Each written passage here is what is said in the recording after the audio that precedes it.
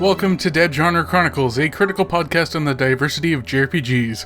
Drawing from the origin of the genre to the present day, every month we play through a JRPG, and we invite you to play along and send us your questions and thoughts on it. I'm Devin, the host with the ghost and fairy type. I'm Becky, I wasn't very effective.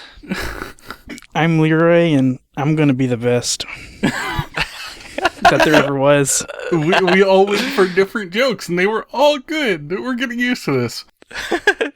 If you hadn't gathered, this episode's topic is going to be Pokemon, Sun and Moon. I don't think I need to say much to describe Pokemon because it's kind of it's the biggest JRPG franchise worldwide. And it usually gets kind of excluded from these kinds of discussions, which is a little weird, but also kind of understandable. I feel like it's also like anime fans, right? Like the more popular or critical mass property gets, like the more it's pushed down. Like no one wants to talk about One Piece anymore. It's just there. It's like a fixture. Yeah. Also, the more popular it is, the less it gets recognized as culturally other. Yeah. Like, I knew friends who were big into Dragon Ball when I was in high school, and the word anime was never mentioned because it wasn't anime. It's just a cartoon that people watch. Mm-hmm. And like, something similar has happened with Pokemon, where like people barely think of it as Japanese. I think, even though it's very Japanese. It's very Japanese. It's incredibly Japanese. Currently airing anime would show you.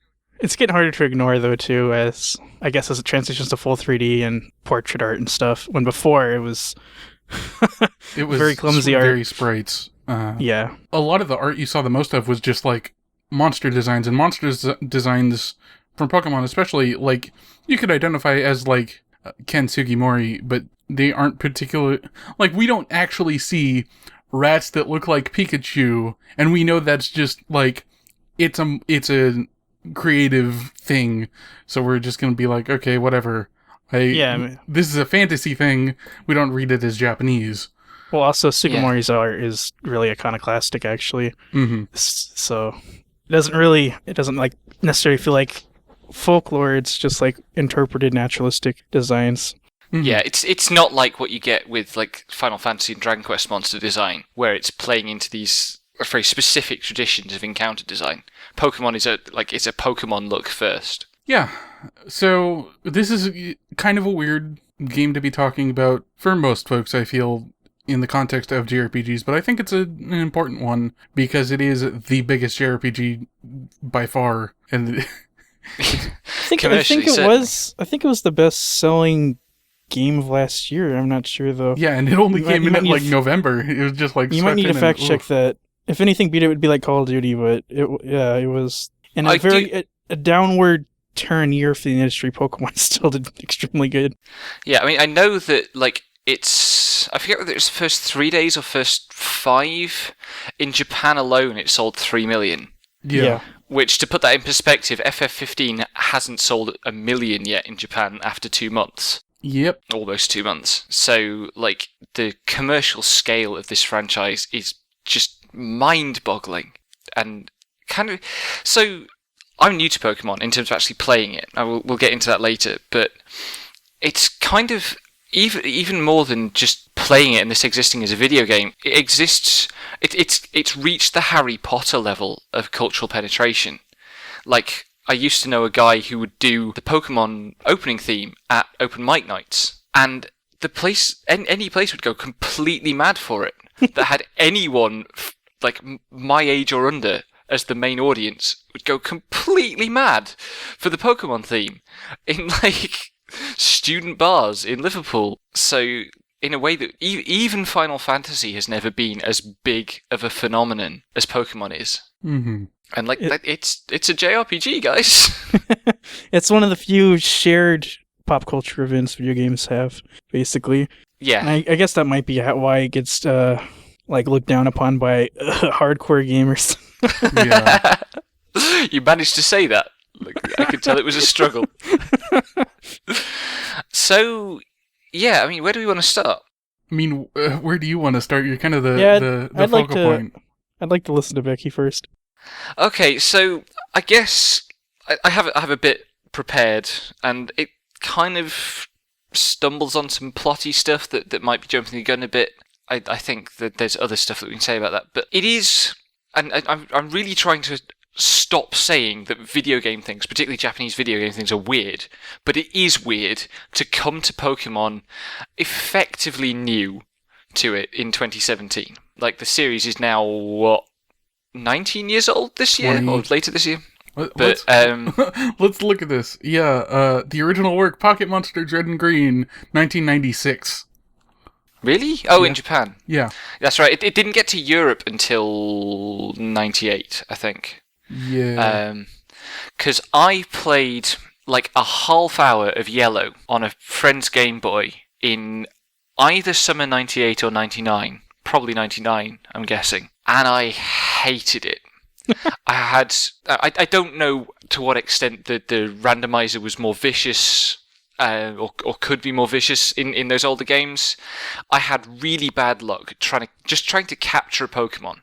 Every Pokemon, I either killed it because I got a crit at the wrong time or misjudged the damage and couldn't get it into critical health, or the Pokeball just failed repeatedly. It actually was harsher too in Gen 1. It was more difficult to catch Pokemon from the get.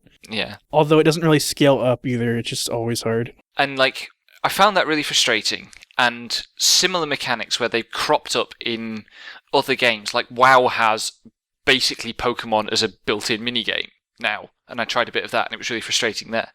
And this kind of archetypal Pokemon mechanic of reduce a monster to low health and then do something to it that has a random chance of success drives me up the flipping wall. I hate it so much. And that kept me away from like trying a Pokemon game again through 6 generations. And I went into this game expecting that to still be a problem, and it wasn't really. Like, there were a couple of times where I was a bit narked at something not quite happening how I wanted, but maybe it's easier now, and maybe I'm just better at judging video game mechanics than I was, Jesus fucking Christ, 18 years ago. I will say that, like, I started playing, like, actually playing with the second generation, and I never really had issues with that, but I did occasionally play, like, Yellow. I think I have a Yellow cart around here somewhere. But, like, yeah, like, the jump from Red, Blue, Yellow to Gold, Silver, Crystal is significantly... Like, it's significantly easier to actually catch Pokemon. And maybe Right. you are just better, but, like, it's been better since the first generation. So... Well, I just- mean... I want to say though that the call for help mechanic is garbage. is a pain. Yeah. I use a Toxapex, which means you have to cycle through like 30 call for helps on a Corsola until one pops up, and that was not player friendly at all. It just seemed like a waste. Yeah. I think Yeah. I even just called it a straight up waste on Twitter. Yeah, I mean, I've seen lots of complaints about that mechanic, and I can see why it's a problem. It's weird to me that they introduced that of all fucking things in this game, which, as you have said, clearly is a bit on the beginner friendly side. I think they're kind of just coming up with a random shit. They're just Maybe it seems like it needed an extra round of thought, because the thing everybody's saying is like, why can a Pokemon call for help and act in the same turn? Yeah. And I can see why that is a complete drag on this system. I only had a problem with it in like one encounter, like a really big problem with it, but I think I was quite lucky in that regard. Yeah, basically every time I wanted to catch a Pokemon, if I didn't get them the first turn that they were low, they called for help, and I was just like, well, time to kill this guy, and this guy, and this guy, and this guy, and it's just like, come on. I like just- catching. Oh, you could finish. I was just going to bring up that Gen 6 had horde encounters, which were a thing that were basically just like, oh, here's 5 of the same Pokemon, that usually happened to, like, wild, and it was just like your Pokemon versus 5 Pokemon, which But at the is... same time. Yeah. Wow. They were 1v5. they were always 10 levels lower than the average though.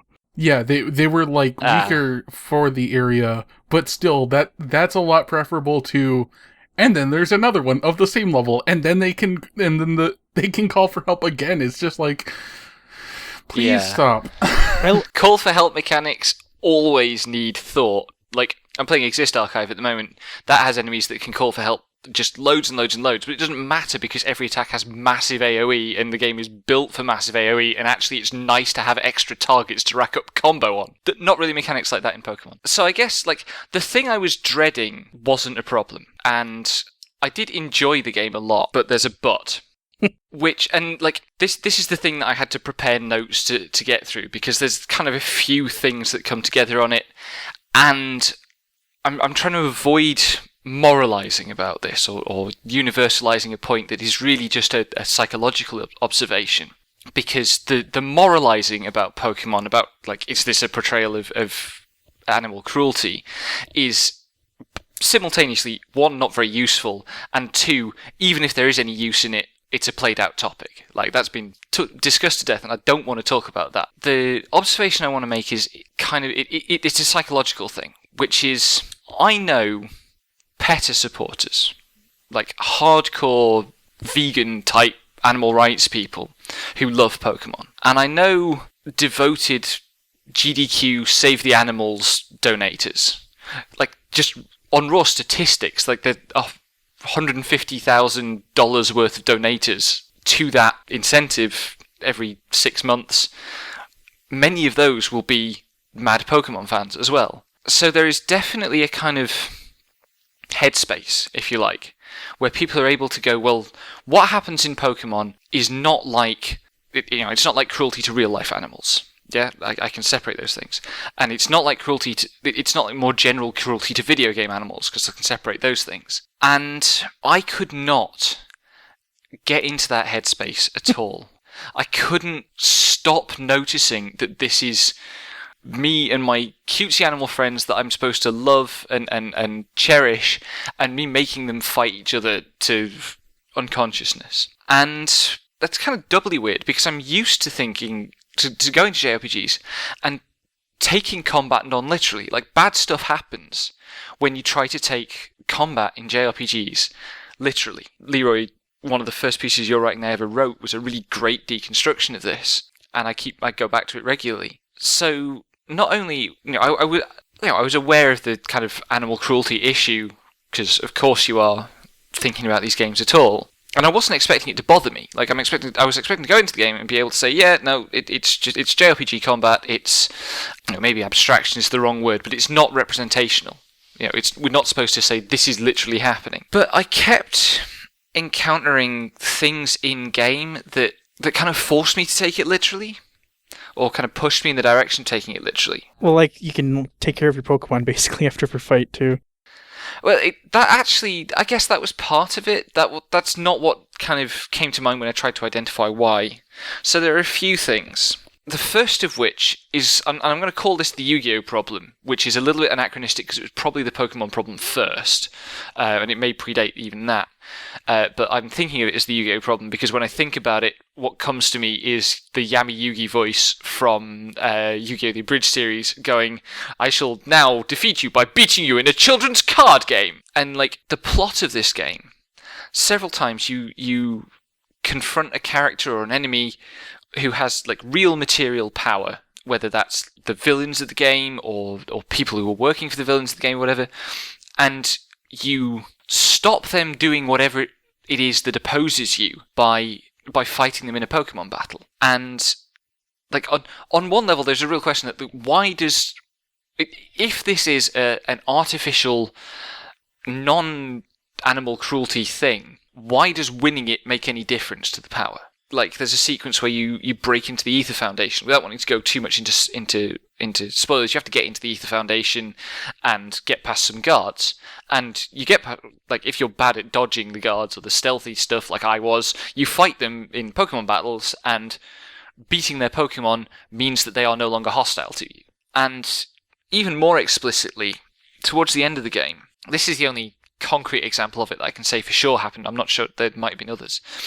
There's a confrontation with some Team Skull Grunts just before you go to the Great Pony Canyon, where there's like 5 grunts, and they all fight you as one trainer with 5 Pokemon. And at the end of the fight, when it kind of goes back to the map screen, 4 of the grunts are lying on the floor as if they've been beaten up, which kind of suggests that the reason you can solve plot problems by Pokemon battling is an implicit threat of violence, right? It's like, once my Pokemon have beaten your Pokemon up, they can then beat you up, and they will do unless you do what I want.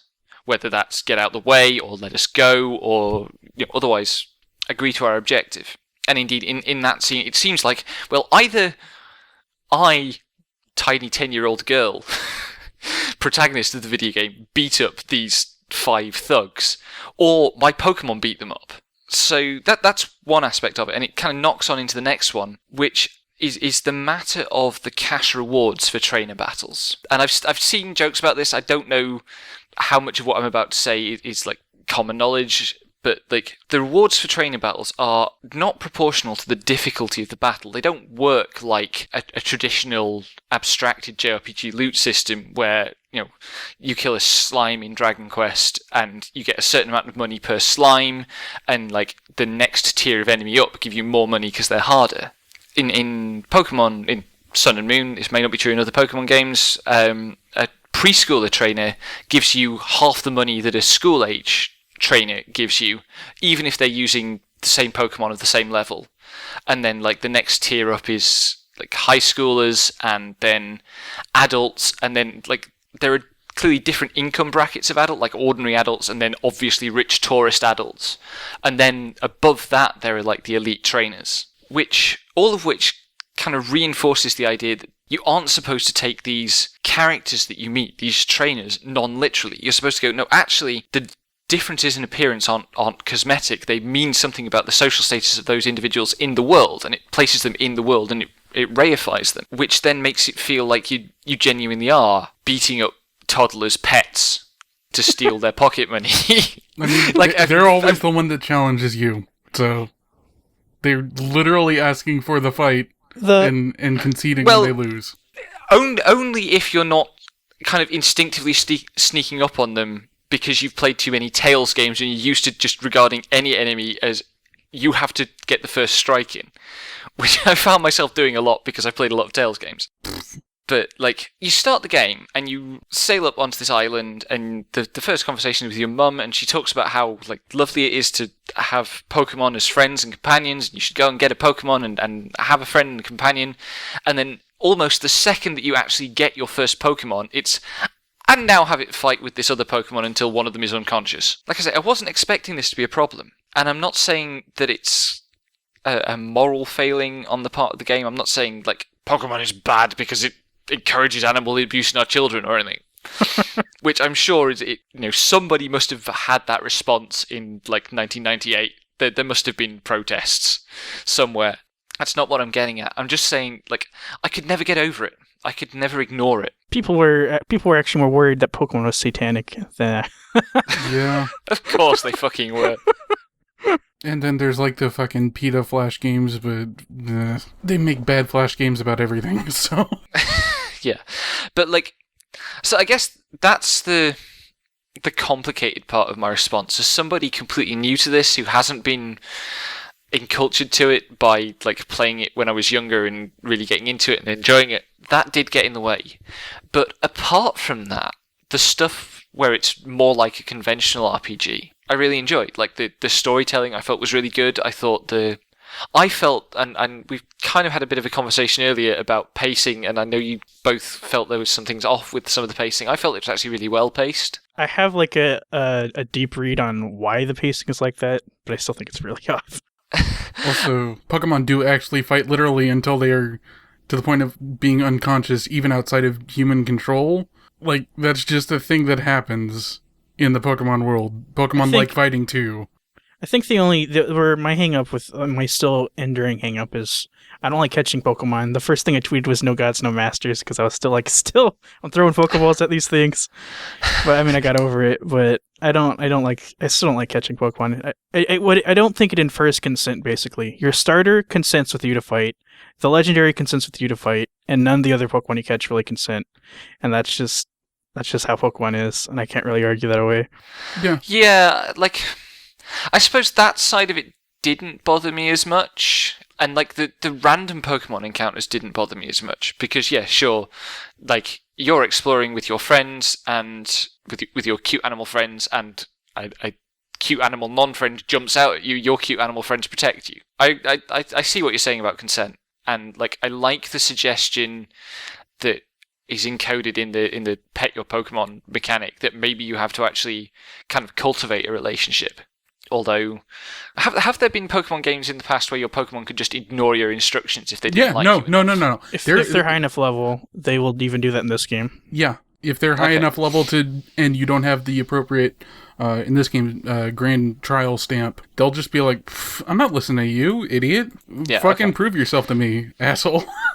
It is a good little bit. Also, if the Pokemon's traded, the level cap's like lowered. So if it's from another trainer, it won't listen to you unless you definitely have the badge or whatever. I don't remember how the thresholds work. Mm-hmm. So, like, yeah, I suppose for me it was the attempt to integrate Pokemon battling into the fictional economy of this world, and generally to integrate Pokemon as a whole into the fictional economy of this world. Like the fact that some of the fast travel options are all Pokemon based, and I can't remember where it was. Somewhere there was a reference to a construction project where they were using Pokemon, Earth-type Pokemon, to do the tunneling that they needed to do. And to a certain extent, also the Alola form Pokemon stuff says, like, actually, there's an ecosystem here and Pokemon are part of it and thus really indistinctively part of the fiction. In a way that something like Digimon, I think, doesn't do that, because it says, well, no, these are a kind of a simulation or whatever. Like they're layered on top of reality rather than being part of it. It was that side of things that really kept giving me pause. And that is also reinforced a bit in the plot with, like, part of Lily's motivation early on is that she doesn't like watching Pokemon battles. Like, it's trying as much as it can to interrogate it, but it can't at all. Because it's a Pokemon game. But the one thing about at least the pay grade skill, it's actually not the pay grade part, but what I like about Pokemon is there's no evidence of a scarcity. So the money that gets passed around just seems to be funny money. It doesn't seem to matter for anything but Pokemon battles. It does, like, somehow the needs of the people are accomplished through other means. At least that's what I get out of it. Yeah, that's true. So if you have more money, it just means you're a better Pokemon trainer. It does not mean you're homeless. Or you're just rich, because like in at least Pokemon Ruby, Sapphire, Emerald, and I don't know how much they've kept up with it, but there were specific trainer types that were just like rich kids who had too much money, and like they used like full restores even though they were like before the first gym you fought, and it's just like, stop showing off. And they give you a shit ton of money. But if I think too hard on the rich ones, then I just think they're the people they're building on land, and they took the land, and that's why they're rich first. Well, actually, I guess the first one you encounter in Pokemon Emerald, at least, has a Zigzagoon, which has pickup, which means he could just fight a bunch of battles, get a bunch of free items, and sell it. So, also, it could just be inheritance. It could be anything. Yeah, doesn't really. It's just like some rich asshole kid. I mean, it's concerns like that actually work against it for me. Like if the amounts were proportional to kind of trainer effectiveness, that would work for me. It's because they're not. But I don't feel like you can really measure that in Pokemon because it's very emergent. Like there's just trainers that wall me that people wouldn't have any problem with just because the way my team's arbitrarily assigned. Yeah. Yeah, like and that's an upshot of having like 18 types or 17 types before this, and like so many different possible interactions. I think though, like I feel like it's usually well indicated. The ace trainers aren't necessarily harder, but I felt like they paid out more, and so did the veterans. Like they're supposed to be the hard trainers. Yeah. Once you get above the rich adult bracket, then all the brackets above that are clearly, these people are good at Pokemon. Yeah, ace trainer, veteran trainer, gym leaders, the rival, then like the Elite Four and Kukui at the end give masses of money. They also had kind of, I think Leroy could probably speak to this more, but like there's more uses for money since they added fashion.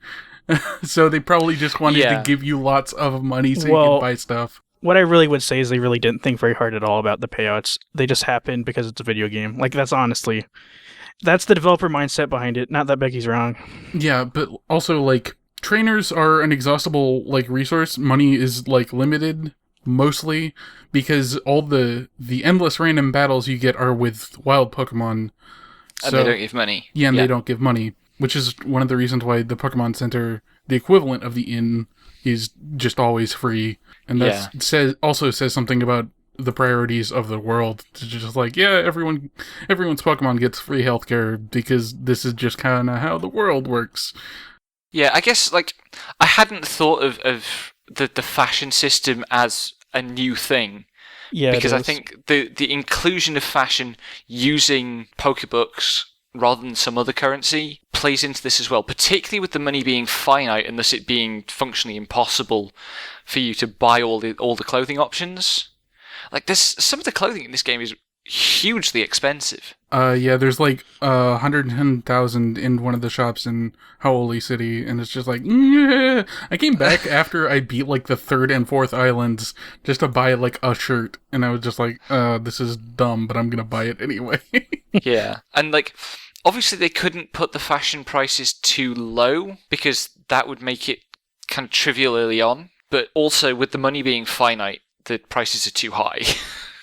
I mean, they're less finite once you get to the end game, because you can just refight Elite Four, usually, in these games. And I forget, because it's been literal years, but in Fire Red and Leaf Green, at least, there was a way that you could refight trainers and get money, and like, it's usually a combination of those that makes money largely a limiting factor for your first playthrough, and then once you hit the post-game stuff, it's less of an issue. I do think like nothing in Pokemon is deeply thought through except for how to make this a Pokemon game. Yeah, like that's the overwhelming impression I got, and so it's really easy to poke holes into its politics because it thinks it's apolitical even though it's not, and that's like basically the contention. Mm-hmm. I mean, I guess it certainly feels like the kind of anything that's been added as a new feature, so fashion, Z moves, the call for help mechanic, those do feel like they've just been thrown in because they seem like a good idea. I have to, like, the core system feels really good. It's really, really focused and condensed. Given how, like, it's got, what, hundreds of Pokemon? How many hundreds are we up to now? 700 something. Yeah. Oh, wow, really? And I have no idea how many. all the different types to interact and so many different items and stuff. All of it, because it's funneled through basically one move per turn from a choice of 4 per Pokemon. It feels really tight. Yeah. It's like really emergent. It's like a breathtaking system in my opinion. When you're fighting a hard fight in Pokemon and they send out a Pokemon, you really have no idea what that Pokemon's capable of. And they're like, what do I do? And I mean, you're going to respond by types, but if you don't have a type to take care of it, then it instantly puts you on hits your the heels. fan. Yeah. Yeah. To answer the question, 802. I was right. Christ alive. Christ alive. I was most active Maximalism. during. I was most active during Generation 3, which is 386. Was a lot more like manageable, especially because a lot of those were like different evolutionary lines. So you could just kind of know the families more than like specific Pokemon. I'm a bit more sympathetic to the game running poorly now that I know that there's 800 different monster models in there. Yeah, not to mention every one of them has a shiny, and I think some of them have different models based on male or female gender. So, good grief. Yeah, like I say, I guess all of this is still how do we apply a framework like literalism or representationalism to this game? And there is a real disjunction there, a real conflict between bits that can be read literally and bits that really can't or become really uncomfortable if you try to read them literally. See, well, the way I've always read Pokemon, and this is before it was rendered in 3D, so you didn't really see these kind of interactions, right? Like when it's two sprites, I run into Team Rocket and I fight them. It doesn't seem like it's the implicit threat of violence is why they're done fighting me when I'm done. It seems like it's actually an honor code. I beat them in a Pokemon battle, and that's just how the world works. So I like never really consider the dimension that the reason we stopped fighting is because I'm going to kill you with my Pokemon. Because that's like, I've played ROM hacks like that, which they do. People make fun of edgy Pokemon ROM hacks, but I enjoy them because they interrogate the really not thought out aspects of the Pokemon power dynamic. But I think, I always felt it was purposeful. It's kind of just like a safe space for kids, where everything is like a neoliberal ideal, where people can solve things through arguments, and everyone lives within their means, and no one's in poverty. Yeah, well, it's not even everyone lives in their means. It's a post-scarcity world, fundamentally. Yeah, it's until they introduced a fashion system, which is very clear that you can't afford all the clothes you want. Post-scarcity, except for Pokemon battling. But like, I referenced the Yu-Gi-Oh thing, and the Yu-Gi-Oh thing, that joke, for all that it's quite funny and well delivered in that series, is actually kind of tedious over-literalization, because the whole idea is that Yu-Gi-Oh runs on that kind of honor code. Except in the cartoons where there's the Shadow Realm and stuff and whatever. They literally die. I mean, the manga was like not... Like, there was a scene in the manga where fucking Yugi or whatever balanced a lighter on the hand of a guy who was pouring really flammable alcohol and just, like, left. It was just like, Jesus, dude. Yeah, okay, so Yu-Gi-Oh has some edgy bits. But, like, the kind of... Sorry, I lost the thread a bit. Yeah, so the honor code reading works up to a point.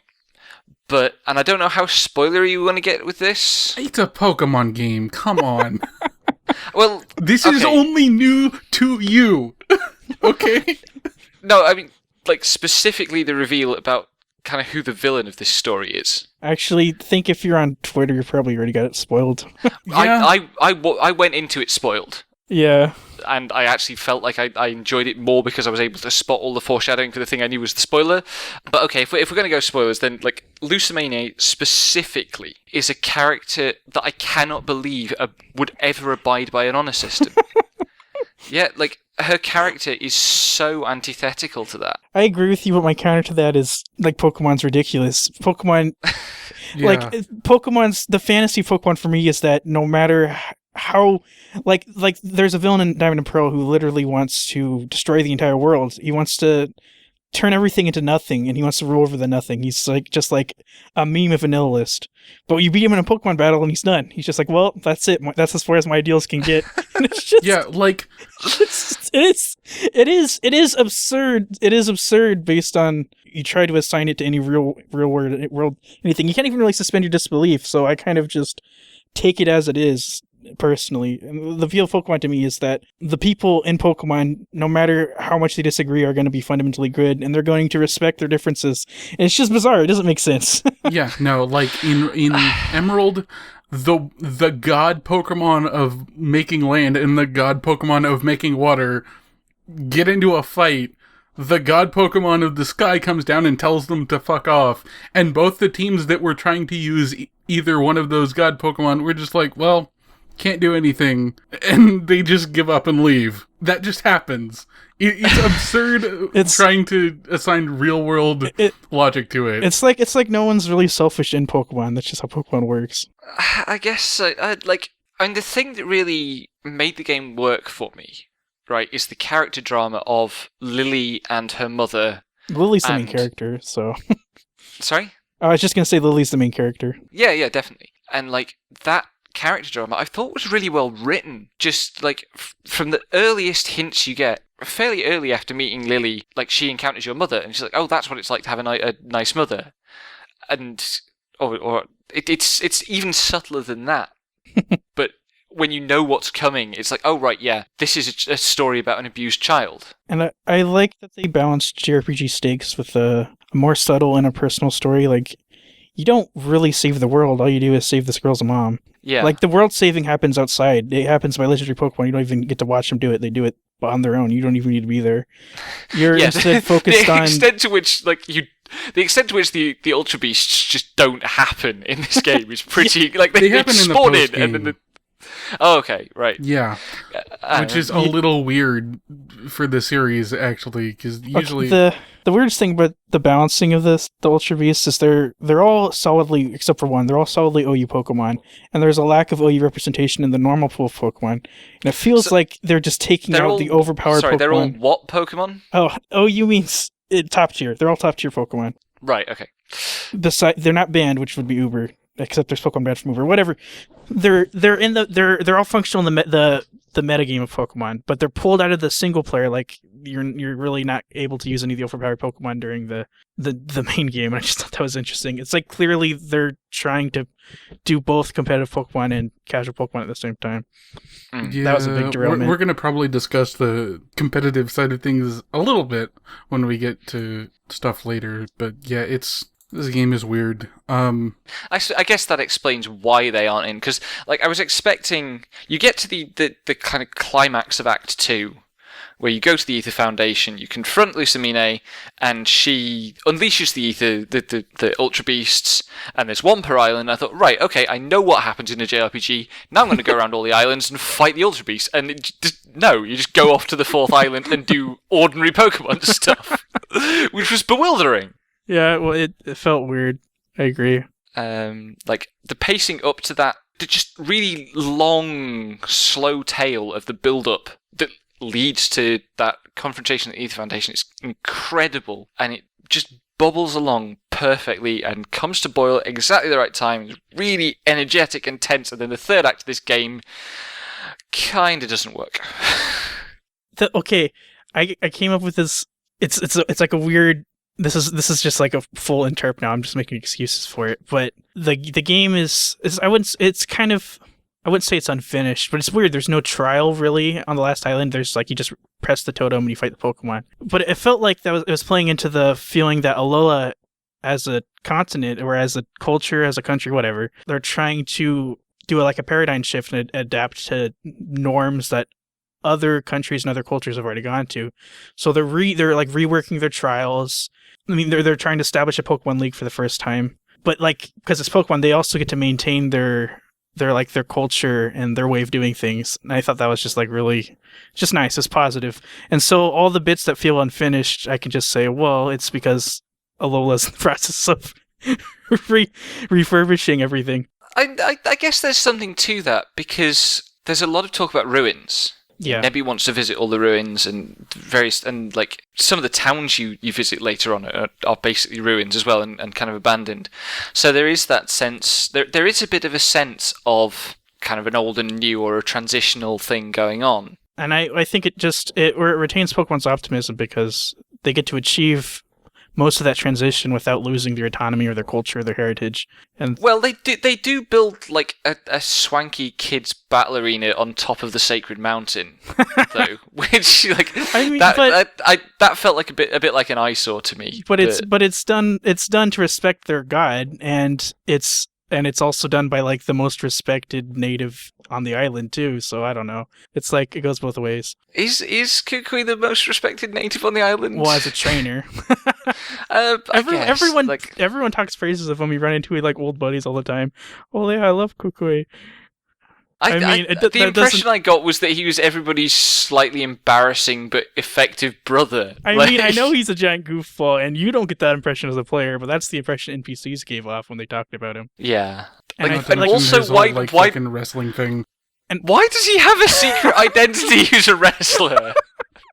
I don't know. There's no explanation for that. It's not even an effective joke. It's there. I could even push this a little too farther than the metaphor works and say like the Aether Foundation are like settlers or colonizers, and you get to beat them up except you're not native, so that's not as cool. But I'm like some of that. Then that does then turn you into a white savior. Yes, there is actually. That's another thing I got frustrated is how you feel like a tourist. You don't feel like you're assimilated with the culture. You kind of just run through and you do better than any other native person ever has in this place that's like you don't know, you don't even know what the traditions are there for. You just come there and smash all of them. And I'm just like, that's not good. That's not good dynamics. So, I mean, I guess what's emerging from this is that while the Pokemon guys can tell a good story, they can't think constructively about their politics at all. No. Well, I don't think they're even... They can tell a good story, but they don't understand semiotics. They can't... Here's a micro example that actually pissed me off, and has nothing to do with the story or anything, but there's... In one of the towns, there's that like a really cool cliff that leads off to a sunset, and it's just a really good set design. And you walk up to the cliff, and what's there is a lady with her Pikachus, and she gives you a useless Pikachu Z move. It's just... There's this beautiful set, and it's dedicated to garbage, and they just hand it to you and you never use it.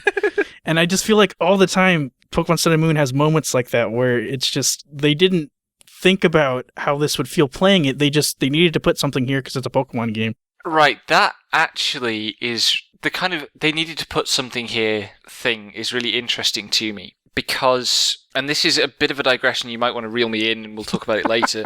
Like I'm working on a fairly in-depth thing on FF15, and something that I found with FF15 is that like all this stuff about it being an open world game, actually every space in that game is a road and like the verge of the road. And all there is to like exploring the world is you drive along the road and occasionally you move off the road to pick up an item or talk to somebody or fight something. And I think there's a real similarity there between roads as they are in FF15 and the kind of the route structure that Pokemon games have. Yeah, where like the exploring you're doing is literally a route from point A to point B. Yeah.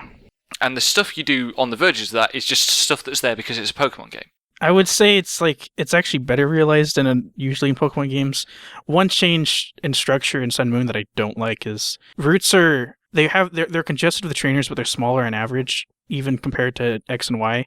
So you kind of just blaze through these areas really fast, and you don't actually get to. I mean, you don't stay in one place very long in Sun and Moon, and I found that actually pretty disappointing until late game with stuff like Pony Canyon. I kind of liked it, particularly because it allowed the contrast for then having a longer level at the end of the game. Like, I really liked again, like I was kind of saying with the battle thing, the tightness of it. But I can see how it would be frustrating if it's a downgrade. Well, it matched the narrative, but well, first of all, it didn't that's why I keep saying it's like a tourist thing, and I just feel like I'm treating this island as a meme of an island. I'm not treating it like as a place. Like I just get to tear it apart. It felt like a diorama more than anything. And yes, actually. Well, you can actually. You can finish, Devin. I was just gonna say that, like, most of the routes, like, as long as you didn't get caught up in a trainer's gaze, you could make it through, like, 15 seconds running, like on foot even. Yeah. It's just like that's kind of dull. And usually Pokemon games they situate you in these roads. Like you're spending most of your time traveling, and it gives you time gives time for introspection and stuff like that. And so, like a modern RPG, it accomplishes all of its themes and stuff through interpersonal relationships with the party members and against like an antagonist. Usually, I'm generalizing, and that ends up more complex than Pokemon can manage because it's the silent protagonist game. And I don't think a silent protagonist game works out in this brisk pace because you don't really you're not reflecting anymore if you're just snapping through these areas really fast. Isn't that though to get you back to Lily? Yeah. More often. Well, yeah. So who the story's about. Yeah. So yeah, no, exactly. I mean, I think it's just struggling with this really like not using this really old formal thing of having a silent protagonist, and you can't tell a story anymore with a silent protagonist, so Lily has to externalize everything that happens in the game. Yeah. So like, I guess I get frustrated. I guess one more thing. Like I get frustrated about this in general because I feel like it's the first time Pokemon realized what Pokemon's about, and it's not like complex. Just Lily gives you the speech about how I mean with Pokemon you can do anything, and that doesn't mean anything by itself because literally that's stupid. But I mean what Pokemon's saying is with the people you love or with the things you love doing, like the virtue of that alone is enough to put you through, and that's fundamentally positive. And I was like, yeah, Pokemon knows this. But then when I play the game, I don't feel a reflection of that love and care because of those things. Yeah. That then would also, I think, dovetail with the idea that there's a reaching out to new Pokemon, right. The non-veterans, if you like. I mean, I think that's definitely why these things were put in the game. But the amount of just clutter and junk and 800 Pokemon and 1,000 moves, like I don't even know how a new player can just jump into Pokemon. It doesn't. It just was seems, a bit overwhelming. It seems like a contradiction. Like I was familiar with the first 4 generations, and because they added an entire new type last generation, I was still having to look shit up constantly. And even for the shit that wasn't like a new type, Kukui had a fucking Snorlax that had a move I didn't recognize, and I was just like, what the fuck type is it? What type is it? And I kept dying to it, and I was just like, oh, it's fucking ground type. What the fuck does that? Why? It's just like, it's incomprehensible at times. I had moments like that too. But I also had my brother who knows everything. I was like, what type is this move? He's like, oh, no, that's ghost type. Oh, okay. It's dark type. Like, Snarl, it's dark type. Okay, sorry. So completely new to the franchise, I made a point for as long as I could of not looking anything up. And I started looking things up when I went to start the way up to the Elite Four. What's the mountain called? I've forgotten. Mount Hokulani. That's the one. And for that, I was like, you know what? I'm getting to the point now where I'm actually going to lose some battles if I don't look some stuff up. So I from that point on, every Pokemon I didn't recognize, I looked up the type of. But also, because early on I just fought everything and explored everything and inadvertently did a lot of fighting, I was massively over-leveled for most of the game. Like 10, 15 levels higher than Pokemon in the area. And I suspect that's why I got through. So there's been some talk about you get the EXP share much earlier in this game than in other Pokemon games.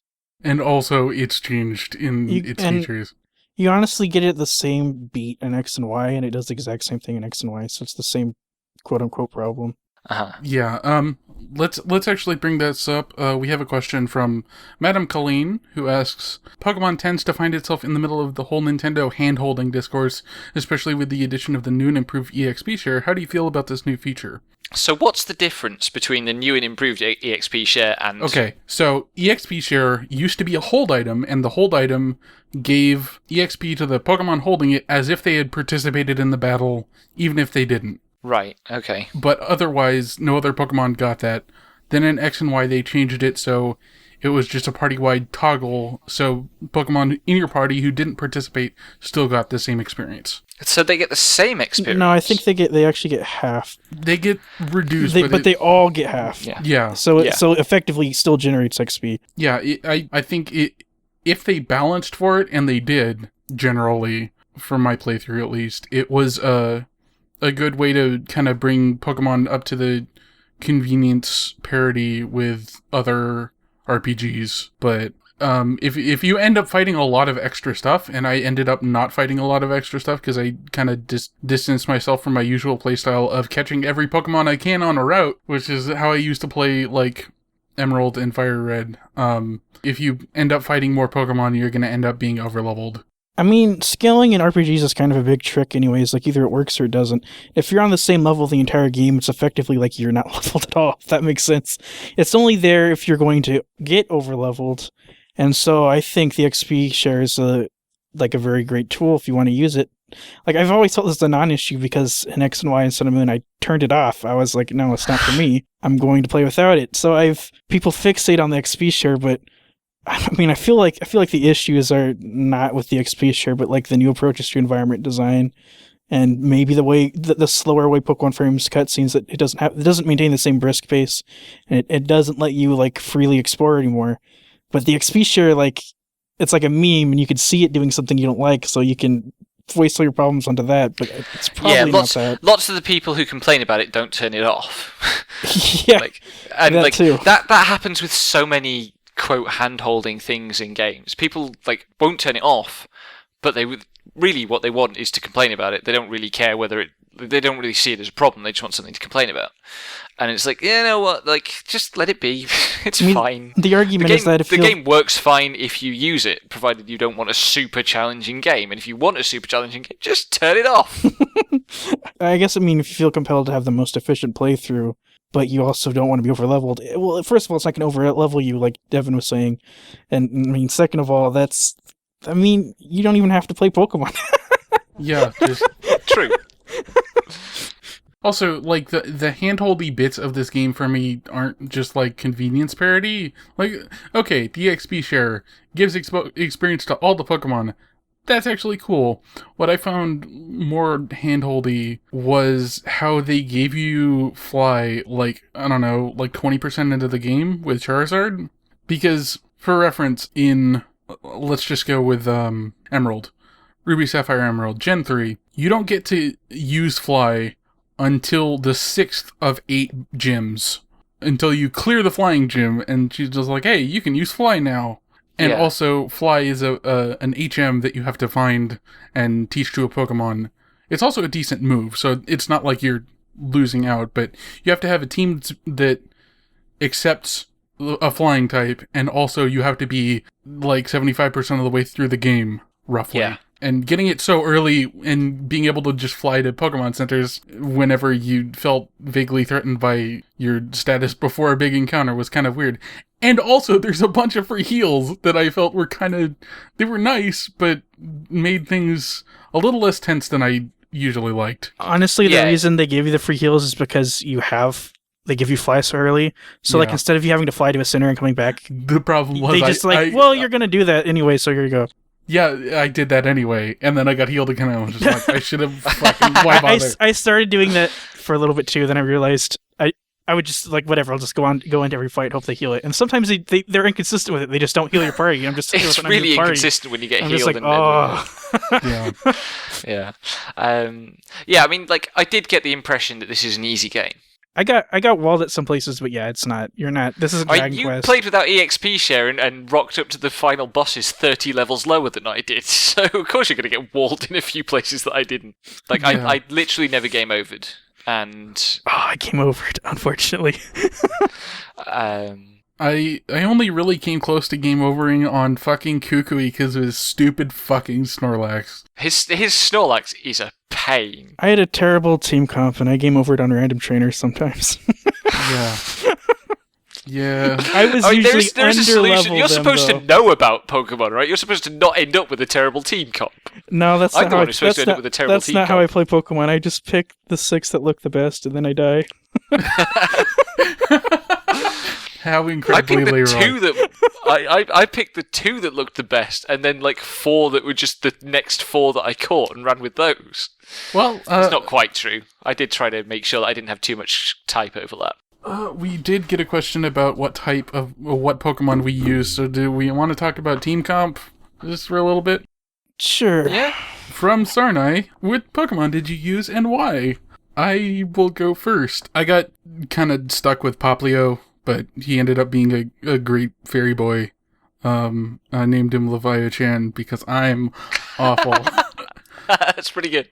But yeah, then I got a Mimikyu off the Wonder Trade, and she ended up being really good because the Ghost Z move is really just, oh my god, Never Ending Nightmares. That's some Simone from Zestiria shit.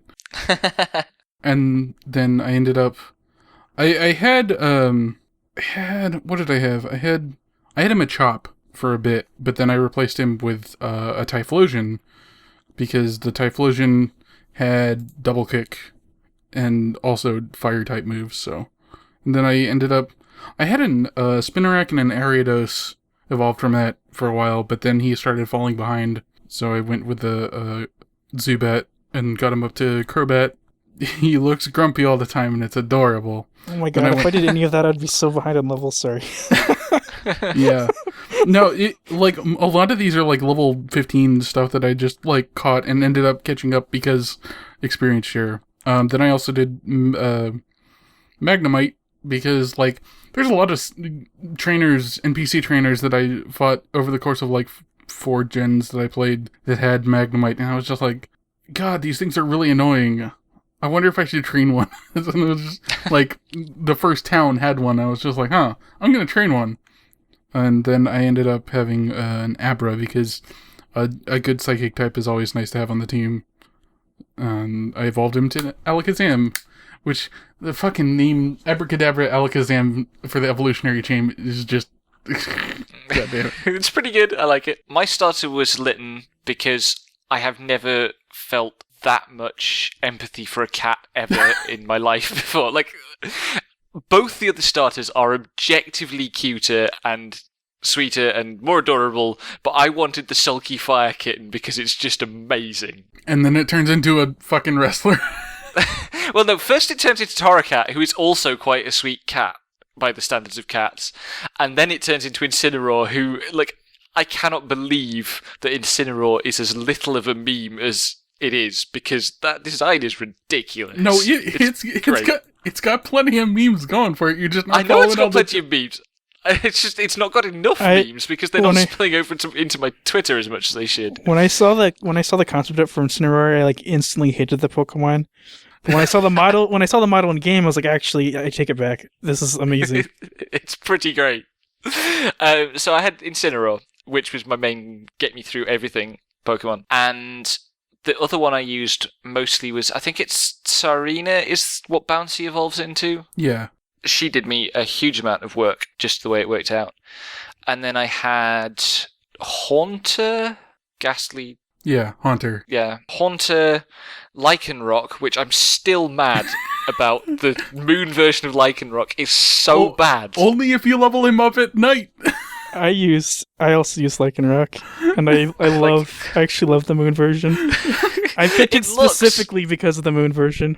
It looks like somebody's bad self-insert to like a 2005 Sonic fan comic. It's terrible. It's like Rockruff is the perfect puppy, and it evolves into this emo monster. I also stand for a Dredagon, which is like objectively one of the worst looking Pokemon ever. But like the appeal of like Lycanroc and Dredagon, but actually Lycanroc was a lot more popular just because it's furry. But like the appeal of these Pokemon to me is you send them out and they don't fit. They don't look like they should be there. Really it did stand out a bit. Anyway, and then like completing my team was Slowpoke.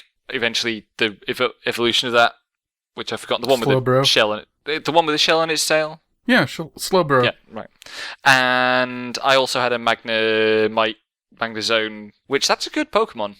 I named mine the Council because it ended up being three heads in one. I named mine Miracles in honor of the best joke I've ever told on this podcast.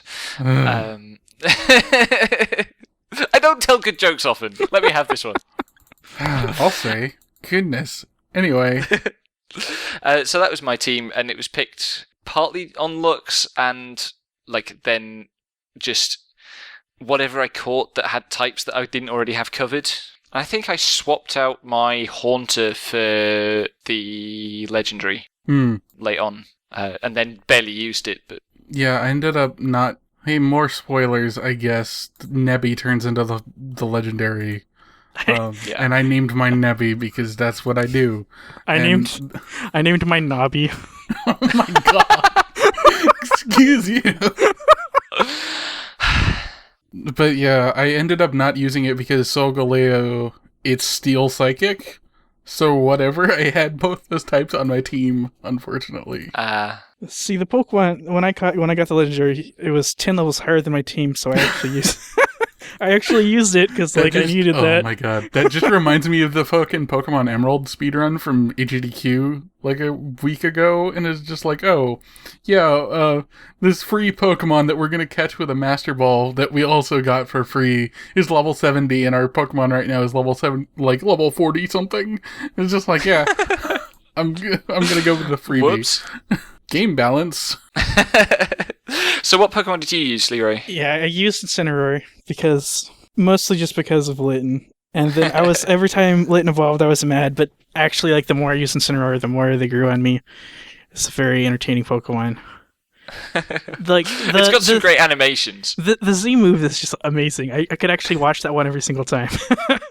The Darkest Lariat is great. Yeah, the Darkest Lariat too is just, such a fucking meme. And then I used Lycanroc, and I actually think Lycanroc's beautiful.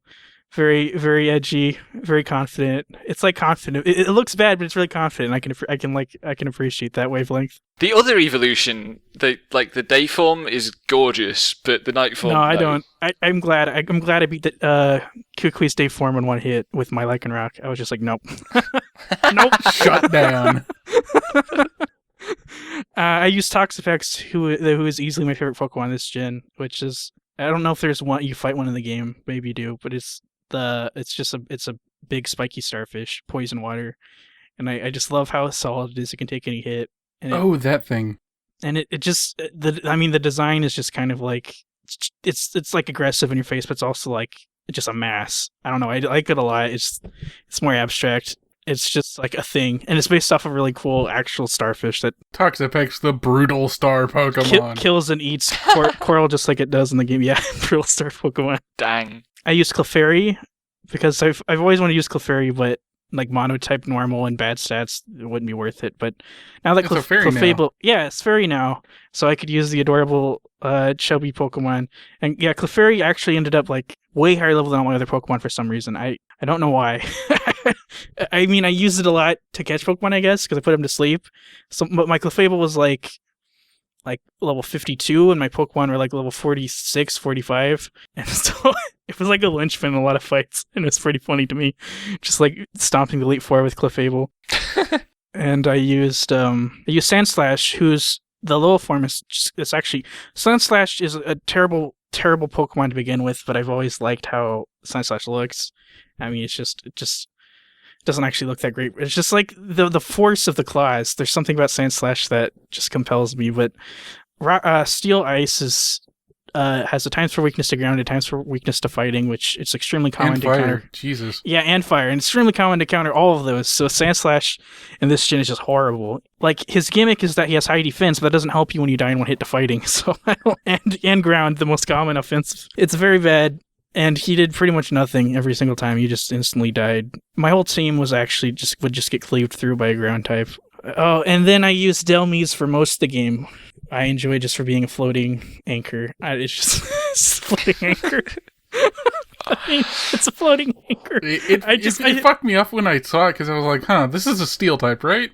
No, it's ghost and grass because the anchor isn't actually part of it. Its ability lets it get stabbed on steel too, so like it's technically like a steel, but type. it's not weak. It was still weak to fire, so I was just like, But I saw it was just a damn floating anchor. I'm like, I gotta use this because when I first encountered it, I just started laughing. It's just absurd. Yeah.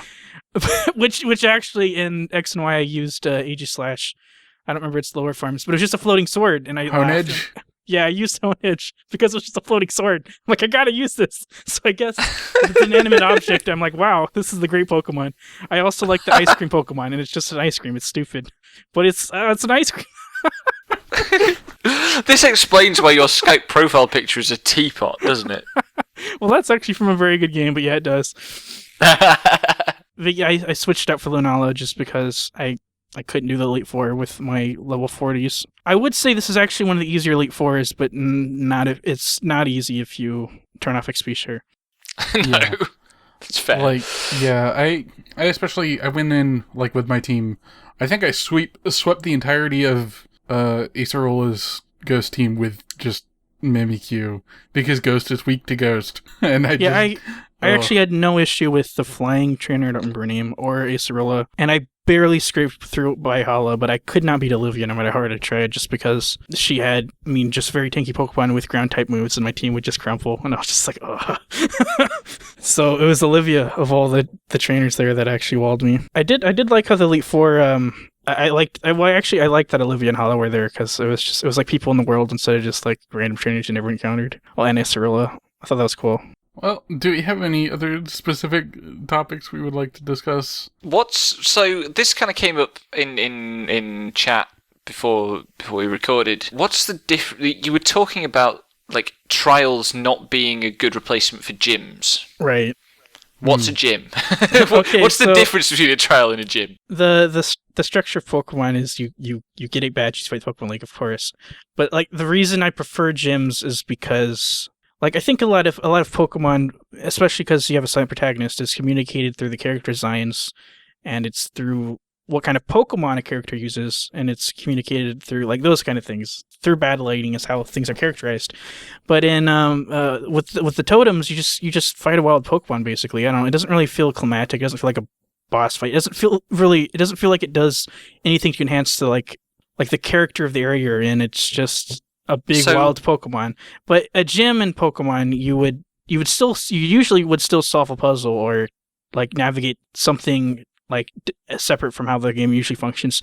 And the later Pokemon games, they got really abstract with it, kind of like the architecture you saw in the Elite Four, which that was a treat just to trapeze around impossible spaces. But totems instead had to be really naturalistic, unless they were goofy mini games, which those are okay just because they're funny. But so like a gym when you get there is basically a set of type-themed trainers. Yes. And then at the end you fight a higher level, like not on level, but like a bit higher level than the Pokemon you have. But it's monotype, so that compensates. So you can, if you're prepared, you can beat them. But yeah, I mean, Pokemon has consistently strong character designs and stuff like that. And so like with the music, when you get there with the they're just like good dramatic arcs, I guess, to Pokemon. And totems just felt kind of like duds consistently. Yeah, I guess. I can see that because like I was kind of expecting somewhere along the way I'd absorbed this idea of, okay, you go to these themed areas and you fight themed encounters, and there was some of that with this, but it felt much less specific. Yeah, it's not. Yeah. This is the ground type area and this is the fire type area. Some of them were like the water type area was obviously the water type area because you did it all fishing basically and swimming, but a lot of them were much vaguer. Like Great Pony Canyon, despite being the biggest fucking dungeon, didn't have a type. There were loose patterns, but it wasn't type exclusive in any way. That's the thing about dungeons in Pokemon is they're like naturalistic. They ask just weird what Pokemon would appear here, and that's just what appear there. Zubat. The only times the only times they stick to a certain type is like gyms, which there weren't any. Yeah, I think the thing about gyms is that they're like always very obviously constructed as like part of a city as well, and a lot of the trials in Sun and Moon are kind of built around bits of the environment instead of like being part of a social structure. Yeah, well, they're also like something I think it maybe is significant. Although there are just less things that are clearly settlements, right? It's a less well-settled place than other Pokemon regions. They're just towns. And those kind of contribute to like the trials are separate from cities, so the cities are less common. And also there's just kind of like less space to traverse, as we mentioned before. Yeah, routes last very little. That definitely is a cost of the switch to 3D. Yeah, it is. Because it's much easier to represent a city in like the backdrop of a 2D area if you turn it to a side-scrolling area and you just got like, here's the row of like the shop and the Pokemon Center that you need to know about. Although, and like the one other place that you might need to visit in the town and the gym, and like they're the ground floor of tower blocks, and behind the tower blocks you can see other tower blocks. And that's a very easy town construction that isn't available here. For a counter, there. So people say the camera in the town in X and Y is terrible, but there is like an MMO-sized city in X and Y. They just went all out, even though it's full 3D. But the art style is like chibi. It's proportional, so they're able to still make bigger structures because everything's just on a smaller scale. But I like my favorite thing about Pokemon is how its utopianism connects to urban life that still respects the nature around it, and Alola was just like distant from that, and the utopianism it seemed like it was just naturalistic, I guess, which I don't know, like again, just with the white savior stuff, it didn't work for me. So like gyms like keep that just contemplating. Well, the gym feeds back, I guess, into that like the honor code system and the Pokemon being this kind of almost absurd structure, right? Where like a world that tries to incorporate this into its economy and its ecology becomes nonsense. And like if the gyms, these like massive celebrated centerpieces of towns and the big thematic climatic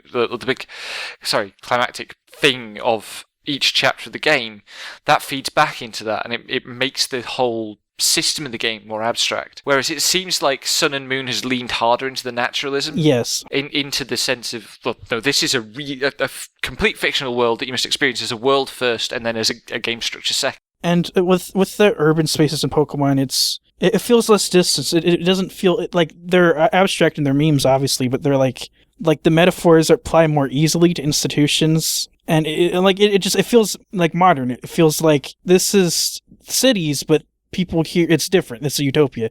This is post-scarcity, but Alola doesn't have like the facilities to signal that it's post-scarcity, to signal that it's that kind of society, but it also still is somehow. Well, it feels more. I mean, it to a certain extent, it feels like a more broken society, right? Because it's not just like, as you go through the game, you spend less and less time in urbanized spaces. You get further and further out into the wilderness, and one of the places you go. Well, several of the places you go later in the game are ruins to one extent or another, but particularly the place where Team Skull has their base is a ruin. Yeah. And like, these are orphaned or ostracized children forced to live in this ruin on the outskirts of society. And oddly, they're forced is a bit strong. They're all light-skinned too, which is, yeah, I don't know.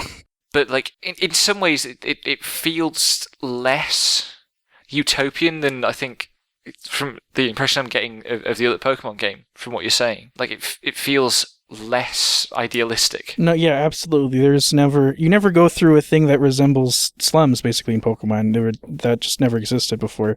Ruins would just be like, here's where ancient gods rest, and they'd be just out of the way in a desert or something. And like, all of that dovetails with, again, the kind of the narrative thrust of this being kind of towards literalism, and making Lily this character who cares about Pokemon and recognizes that there's a violence here, and then back into that disconnect that I had right at the start. Yeah, it's really awkward. Maybe I started out by saying that, like, when you try to naturalize these JRPG structures, you get nonsense out. And it's a problem with a lot of Western crit of JRPGs that do understand that they aren't naturalistic. Where people would, like, FF10 gets this a lot, where people are like, oh, why can Luna walk on water in this one scene? And what the hell happens in the actual romantic consummation scene where randomly they drift in a literal sea of stars? What's going on with all these stuff that doesn't literally make sense? Well, it's a representational game. It's not, this is what's actually happening. It's all sense rather than reference. And symbolic. It's semiotics, basically, yeah. Yeah, but like, This feels like a game that's kind of stumbled into trying to answer those kind of nitpicky questions about this doesn't make sense. Like, you can't answer all those questions. With every answer, you're going to breed other conflicts. I don't know, maybe I'm generalizing, and I don't know enough about other Pokemon games to make the comparison. No, I mean, I think you're on point. Like, as Pokemon progresses more into feeling like a simulation of a world instead of presentation or escape into one, I mean, it's just it's gonna have more and more. These issues are gonna just be more and more like, they're just gonna stick out. The way Pokemon's structured now cannot address them. They would have to like change the way it works. They would. I mean, they're like, a silent protagonist doesn't work in this. A lot of things just don't work if they're going to be more literal. Actually, something that's kind of weird, like the relationship of you, the silent protagonist, to Lily, kind of becomes like, because you do her fighting for her, basically. If she was the actual lead character of an RPG, the bit of the game that you control is the bit that would be her fighting and her working her way through the combat system.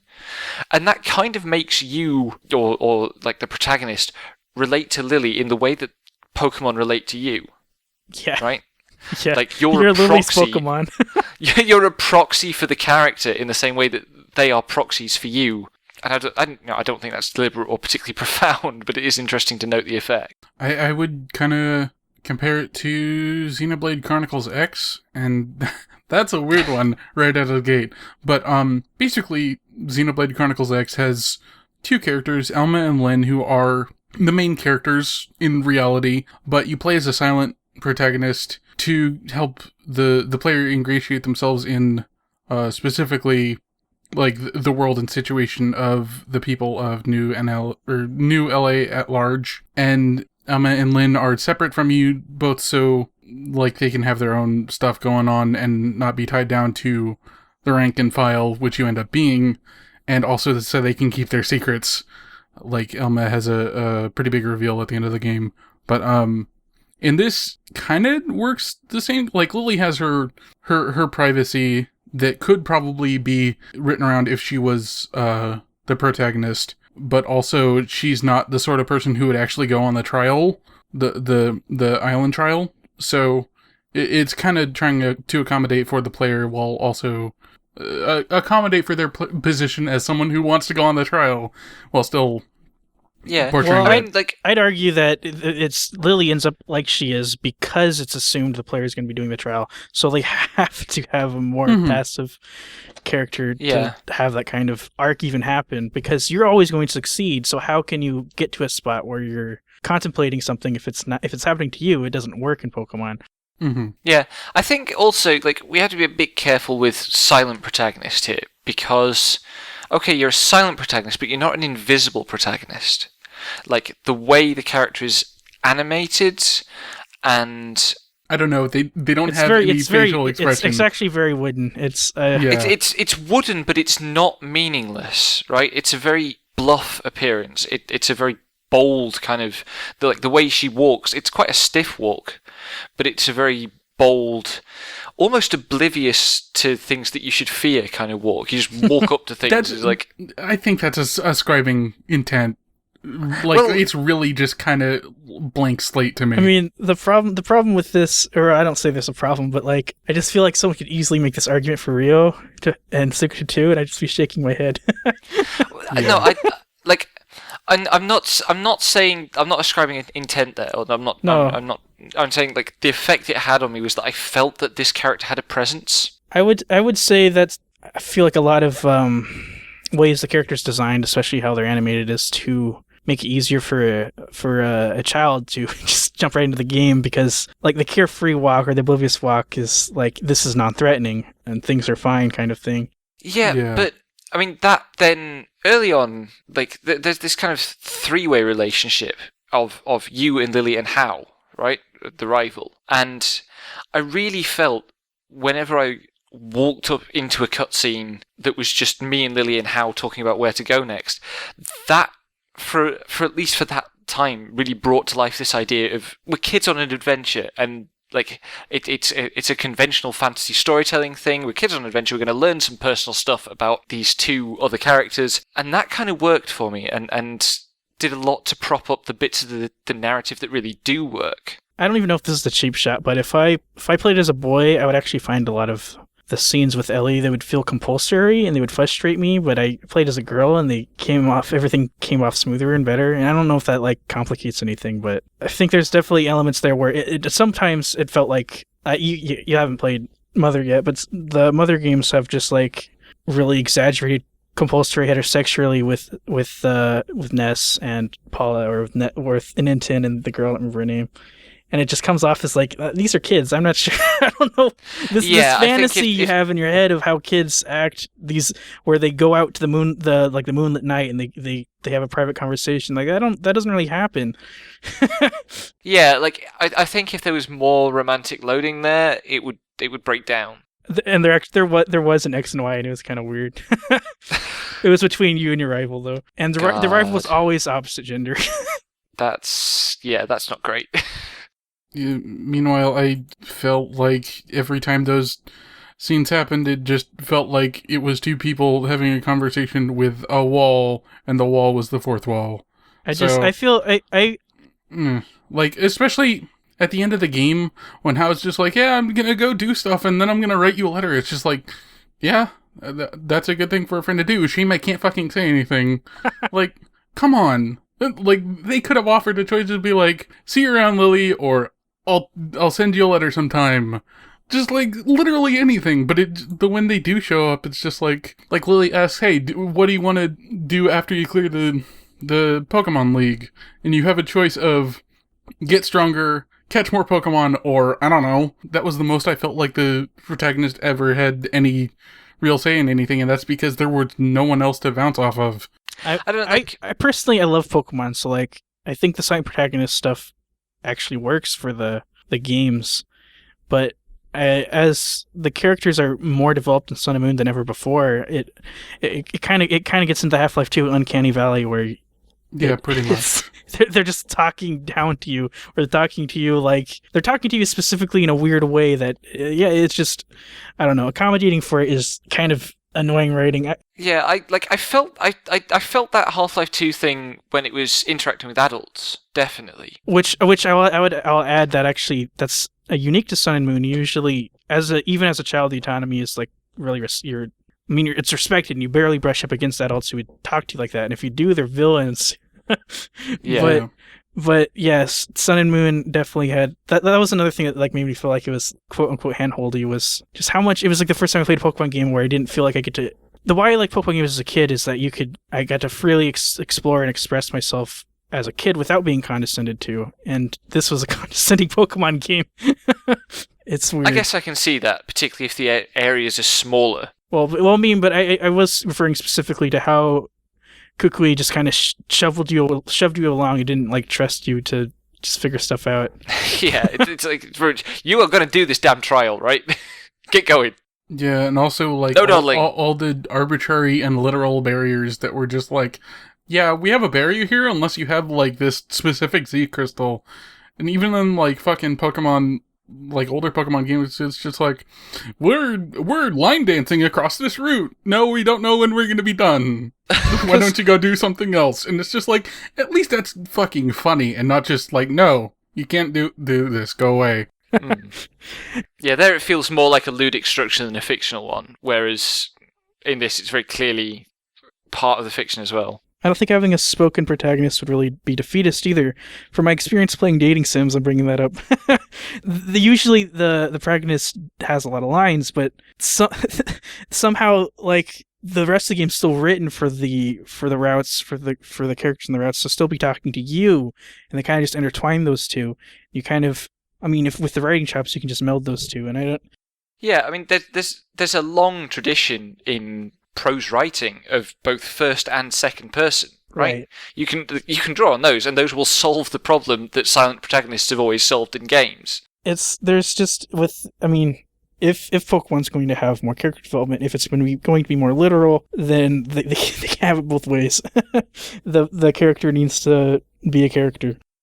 Yeah. Mm-hmm. Well, I mean, we're going to be banging this drum forever. We banged it with Suikoden 2. We've banged it with other silent protagonist games. It was good in Dragon Quest, but that's because of the kind of game it is. Yeah, well, and Dragon Quest isn't trying to do this kind of storytelling. It's doing a different kind of storytelling. Even when it's doing quite effective romantic stuff like it was in Dragon Quest V. Because a silent protagonist, done the right way, can carry a kind of deeply involved character plot. It's just, this isn't it. What you do is, I mean, this is how Pokemon normally functions, is most of your friends, most of your interactions are short. They're snippets. And they're usually with rivals more than like traveling companions. There's been traveling companions for a while, but they're still lightly alluded to. There's never this kind of cinematic framing with the talking to your friends. There's never the length, the verbosity of the characters.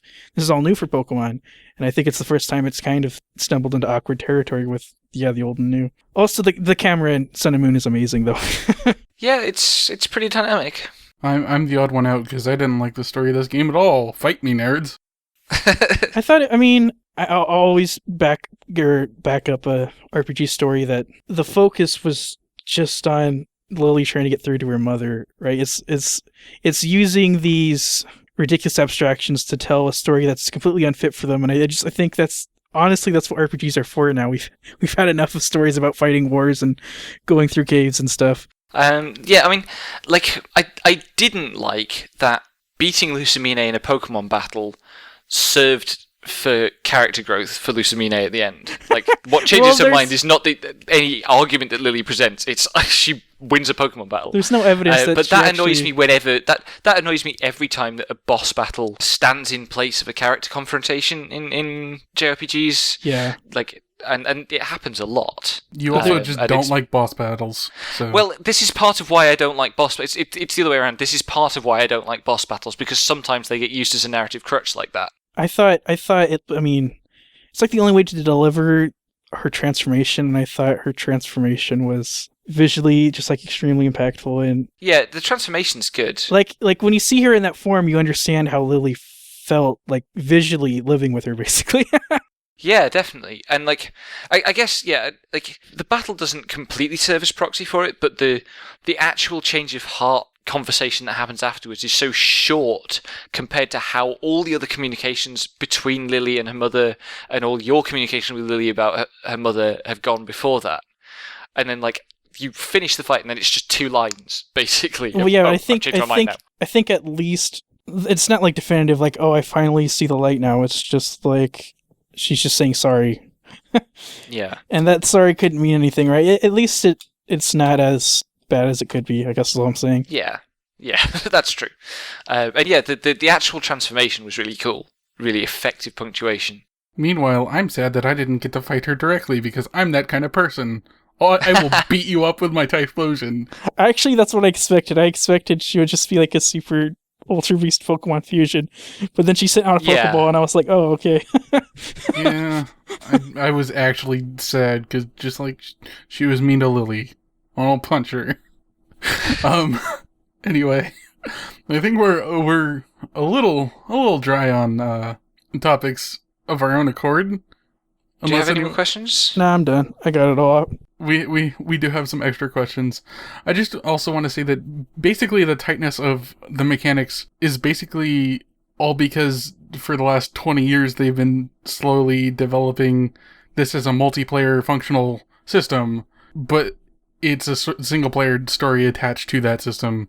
So, like, it's very tightly designed so that it's, aside from fucking Smogon being full of awful elitist idiots, it's a competitive system that you can generally just learn the very basics of from playing the single player and then move on to competitive without a whole lot of trouble. There's also like an impossible amount of it too. It's like jumping into WoW like now in 2017 for the first time. Yeah, you're just going to be on floored max level character. Right, you're going to be floored just by systems that have just been being tinkered with years and years and years, and that's just, it's a unique experience in that respect. I mean, I jumped into WoW endgame raiding in 2013, and that was quite a lot to take in. But like, WoW actually has really good resources for that. You have to dig a bit to find them, but Pokemon does too, because like it's the sort of thing that everyone from children to like old ass people play. So let's get on to our final few questions. From Madame Colleen for you, Becky. After Pokemon Sun and Moon being your first Pokemon experience, do you think you will end up playing more games within the series? No. I guess the problems I was expecting didn't materialize, but a different set of problems I wasn't expecting did. And it's this headspace thing. I think I've missed the boat on the Pokemon headspace, and in any Pokemon game is going to be weird. And also they're on handheld, and I just physically dislike playing on handheld. I mean, you can emulate most of them. Yeah, it's true. And also, like, probably one will be on the Switch, but still. Yeah, maybe if they lent harder into the narrative stuff, because I actually feel that the narrative was well written, well paced. If you just focus on it as Lily's story, like, I might. There's a general absence of that kind of storytelling Pokemon usually. Yeah, well, that's the thing. Like, if they lean harder into this, then maybe. But like, there's so many other RPGs to play that probably not. No, I have not been converted. Let's say. And this question wasn't for me, but after coming back to this, I'm really glad I drifted away from this, because if I kept trying to play these games, I would have been miserable. Because like this was largely done for the podcast. I'm probably the only reason I even like still have the thing in my 3DS is because I haven't swapped it out for Kingdom Hearts 3D again. I'm pumped, but I'm gonna be like the weird nerd fan who enjoys the fan works more than the stuff Nintendo puts out. You ROM hacker, you. Okay, from my friend Widrick, what's your favorite new Pokemon and why is it Mimikyu? Toxapex. We got a bunch of contrarians. It's Toxapex. I mean, like, it's probably Litten because, like, Sulky Kitten. Like, it's not a good or a justifiable preference. It's just that cat speaks to me in ways that no cat ever has. My Mimikyu is my favorite because she will trap you in hell for eternity. Never Ending Nightmare is a really good Z move, and God, I want to play Tales of Berseria right now. I named my Toxapex Guilty, and it was like the perfect dirty word when I sent it out, and it's just sitting there immobile. It's going to take anything. God. From Mechtroid, what are some type combinations you'd like to see in the future? Personally, I'm still holding up for a Ghost Steel type that's just a haunted suit of armor. I don't care. I'm sorry. I don't even remember what types aren't in the game yet. Yeah, I tried to look it up, but it was just like, oh, X of these Y unique type combinations have not been. I want a fire and ice type because the design would probably be very funny. The design of a fire and ice, I can picture it now. It would be pretty funny. Oh man, yeah. Like I mean, there's going to be. I can't do the maths in my head. It's a pretty large number of possible type combinations. Let's look at this page because it specifically lists. With the current 18 type system, there are 324 possible ways to assign types to Pokemon, with 171 unique combinations. As of Generation 7, 146 different type combinations have been used. So there's a few left. Yeah.